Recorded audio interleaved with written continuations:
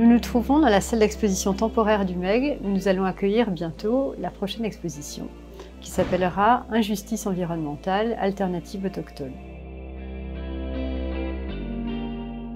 Nous sommes plus précisément devant la première vitrine dans laquelle on a installé des objets, en l'occurrence des calebasses. En tant que restauratrice, je participe au montage des expositions, c'est-à-dire que j'accompagne l'installation des objets.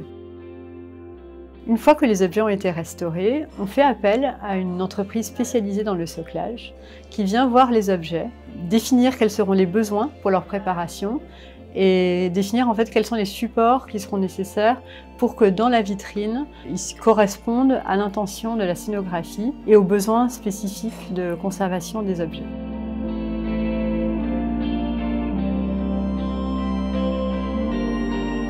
Le but du soclage est d'offrir à un objet un support qui le met dans une position spécifique qui est déterminée par le sens qu'il aura dans l'exposition et aussi de le mettre dans une position qui répond à ses besoins en conservation. Prenons l'exemple d'une calebasse. Étant donné qu'elle ne peut pas être posée sur un support plat dans ce contexte de cette scénographie, le support va venir du fond de la vitrine, mais il va quand même aider l'objet à être maintenu dans sa position naturelle, c'est-à-dire une calebasse qui aurait été normalement posée au sol dans cette position. La spécificité qui est très souvent ajoutée à un soclage, c'est que le soclage aide aussi à montrer au public un aspect de l'objet. C'est-à-dire qu'on ne va pas montrer indifféremment l'objet de face, de profil ou de dos, mais la partie qui est montrée de l'objet correspond à une intention du discours de l'exposition. Dans cette vitrine, par exemple, ce qu'on veut vraiment montrer dans ces objets, ce sont des blessures qui ont été réparées sur les objets pendant la période de leur usage. On va montrer là la blessure au lieu de la cacher et on montre la cicatrice parce que justement on la révèle comme un élément valorisateur de l'objet.